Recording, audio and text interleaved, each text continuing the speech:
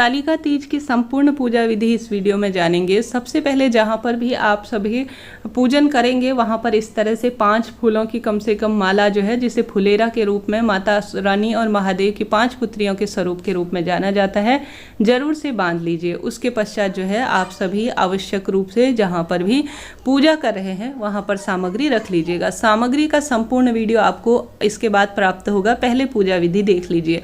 सबसे पहले आप सभी को पूरी तरह से जो है सामग्री तैयार कर लेनी होगी। पार्थिव शिवलिंग इसमें निर्माण करना बहुत महत्वपूर्ण माना जाता है, संभव हो तो वह निर्माण कर लीजिए।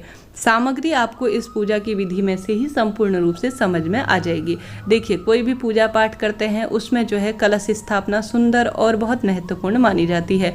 तो आप सभी एक लोटा ले लीजिए, जिस पर मौली बांध लीजिए जिसके मुख पर, और उसके अंदर गंगाजल मिश्रित जल भर लीजिए। उसके नीचे चावल का आसन देने के लिए थोड़ा सा रख लीजिए और उंगली की मदद से अष्टदल कमल बना लीजिए।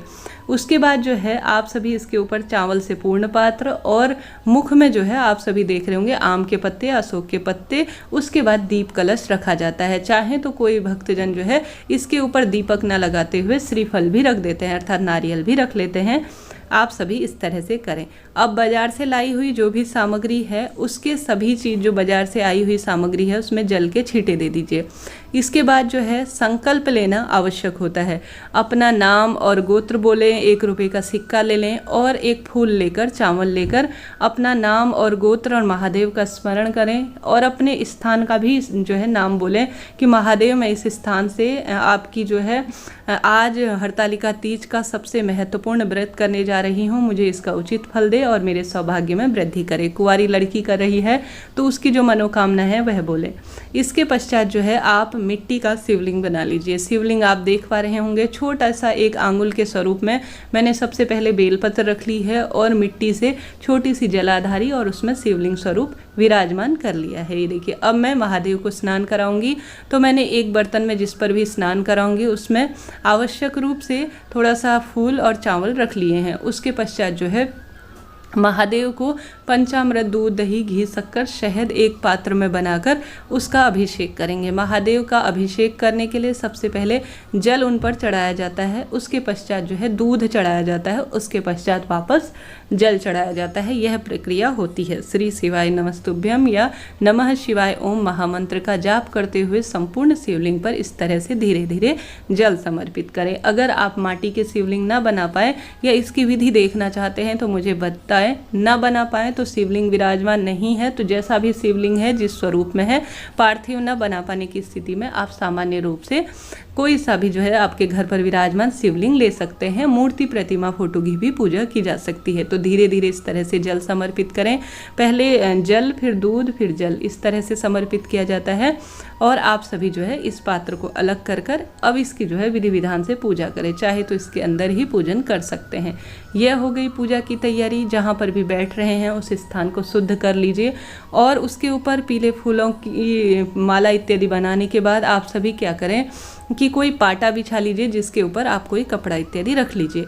महादेव और माँ पार्वती और समस्त शिव परिवार की फोटो प्रतिमा है तो वह भी रख लीजिए। चाहें तो आप माटी के शिव गणेश जी महाराज और माता पार्वती भी बना सकते हैं।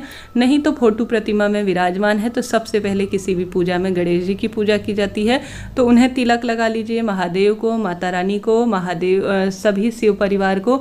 आपके पास अष्टदल, अष्टगंध है या जो है आपके पास अलग अलग तरह के चंदन है, रक्त चंदन, सभी तरह के चंदन जो है महादेव और माता रानी को समर्पित करें। अक्षत भी समर्पित करें और इसी तरह से समस्त सामग्री मंत्र का जाप करते हुए समर्पित करें।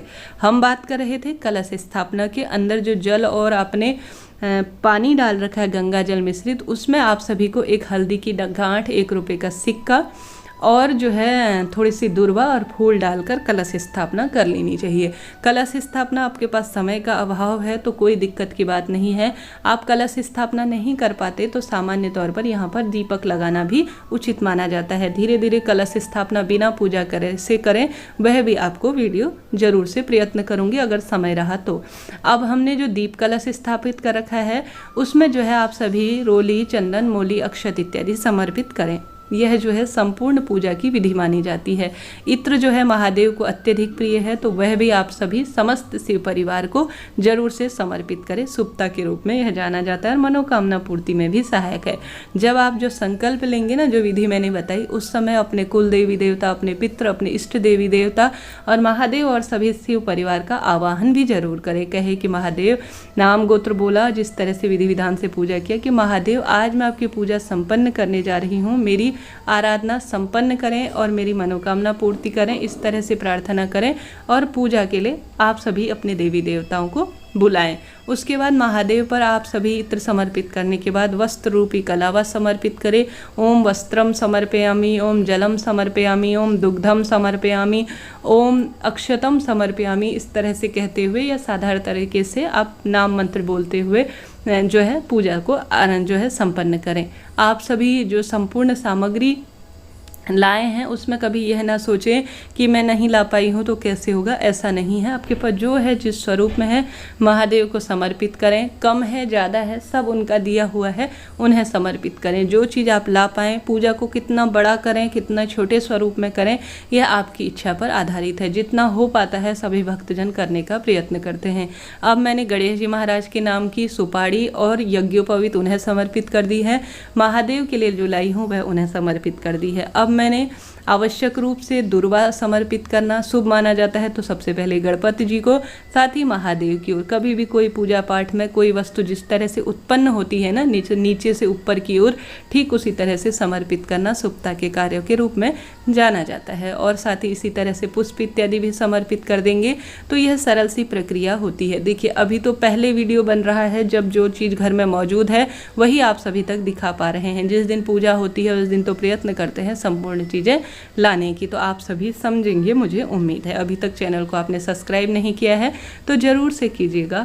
आप सभी को रोज़ नई जानकारी इस वीडियो में प्राप्त होंगी। तो सबसे पहले शिव परिवार को यहाँ पर भी बेलपत्र समर्पित कर देंगे और शिवलिंग के ऊपर भी समर्पित कर देंगे। पार्थिव शिवलिंग की पूजा इस दिन माता रानी ने की थी, इस कारण से जो है महादेव उन्हें प्राप्त हुए थे, ऐसी मान्यता है। बेलपत्र चढ़ाने का भी एक तरीका होता है। देखिए, चिकना वाला जो हिस्सा होता है ना, वह शिवलिंग की ओर विराजमान होना चाहिए, अर्थात उनको स्पर्श करना चाहिए। इस तरह से जो है बेलपत्र आप चढ़ाएं तो ज़्यादा शुभता के रूप में जाना जाएगा।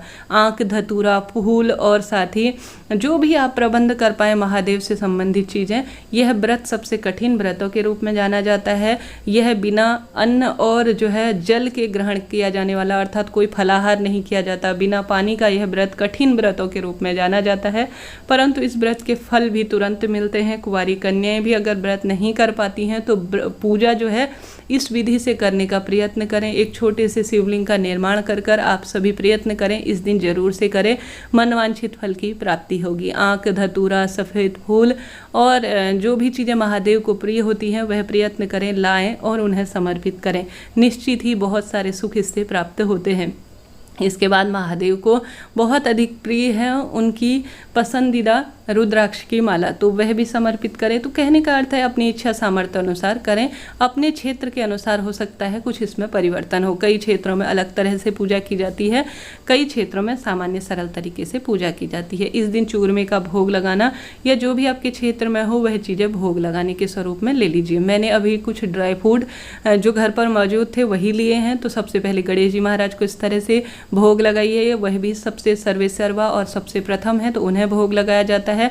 उसके बाद महादेव को भोग लगाया जाता है। तो सभी चीज़ें सभी देवी देवताओं को समर्पित करेंगे। और साथ ही आप जो है कथा पढ़ने के लिए किताब ले लीजिए, पूजा आरती करने के लिए। हालांकि इसका पूरा वीडियो कौन सी सामग्री का क्या है वह धीरे धीरे आपको प्राप्त हो जाएगा। इसके साथ ही आप सुहाग की सामग्री, देखिए सबकी क्षमता सामर्थ्य अलग होती है। आप चाहें तो बहुत अधिक की संख्या में कर सकती हैं, चाहें तो कम की संख्या में करें। कम से कम 5 चीज़ें कर लीजिए, जिसमें चूड़ी, बिंदी, महावर, मेहंदी और एक ब्लाउज पीस ले लीजिए जो पर्याप्त है। इसमें से कुछ सामग्री आप माता रानी को जो है समस्त पहले सामग्री माता रानी को समर्पित करें।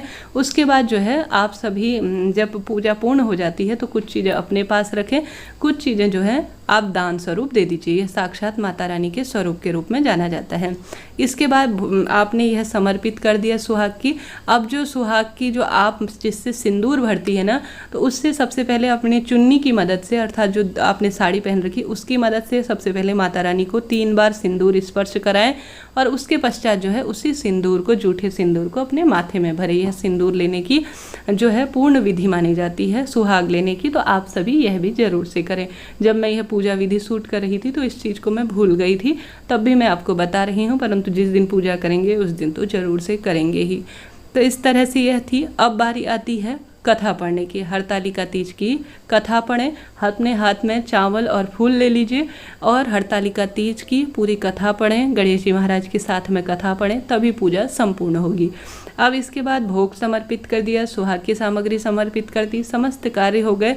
अब हम सभी जो है, होता क्या है, जो भी चीज़ हम नहीं ला पाते हैं बाज़ार से, हमारे पास व्यवस्था नहीं हो पाती, तो उसकी क्षतिपूर्ति के लिए हम भेंट स्वरूप 11, 21 रुपये या 51, 108 रुपये ज़रूर से समर्पित कर देते हैं, ताकि यह दान के रूप में भी हो जाए और भगवान जी की जो चीज़ें होती हैं वह संपूर्ण भी हो जाए। यह हो गई बारी। अब अंत में भूल चूक के लिए हम क्षमा प्रार्थी हो जाएंगे, कहेंगे कि महादेव हमारी पूजा आप स्वीकार करें, कोई भूल हुई हो तो क्षमा प्रार्थी हो, ऐसा कहते हुए आप पूजा पूर्ण करें।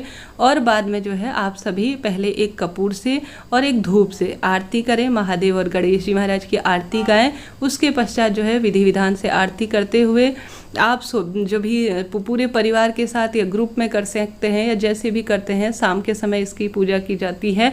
और साथ ही कई भक्तजन सामान्य तौर पर सुबह के समय करते हैं और शाम को विशेष प्रदोष काल में पूजा का समय कहा गया है। इससे पहले क्या नियम है, पहली बार व्रत शुरू करें या नहीं, इसकी वीडियो आ चुकी है, कृपया वह भी वीडियो जरूर से देखें। धीरे धीरे सभी वीडियो आप तक पहुँचाई जाएंगी। कोई भी प्रश्न हो पूछ लीजिएगा, आपका अपना चैनल है। अब देखिए, सभी देवी देवता, अपने कुल देवी, अपने पितरों का स्मरण करेंगे, महादेव की आरती पूजा वंदन करेंगे और इस तरह से जो है अपनी पूजा संपन्न करेंगे। अब सभी देवी देवताओं को आरती भी दिखाएंगे। सबसे पहले 2 दीपक, एक दीपक वो प्रमुख है और दूसरा घर में घुमाएंगे और सभी देवी देवताओं को इससे आरती भी देंगे। इस तरह से यह पूजा की संपूर्ण विधि होती है और अंत में अपनी जगह पर ही स्थान पर खड़े होकर आप सभी क्षमा प्रार्थी भी हो जाएं। और साथ के साथ ही जो जल का हमने लोटा लिया है उसको जो है दीपक के ऊपर से 3 बार घुमाएंगे, जिसे जल शीतलीकरण के रूप में कहा जाता है, जो कि पूजा को पूर्ण करने वाला होता है। जल का लोटा महादेव के समक्ष रख देंगे और जो है इस तरह से पूजा को अपनी संपन्न करेंगे। वीडियो उचित उपयोगी रहा हो तो लाइक करें, शेयर करें, सब्सक्राइब करें। श्री शिवाय नमस्तुभ्यम।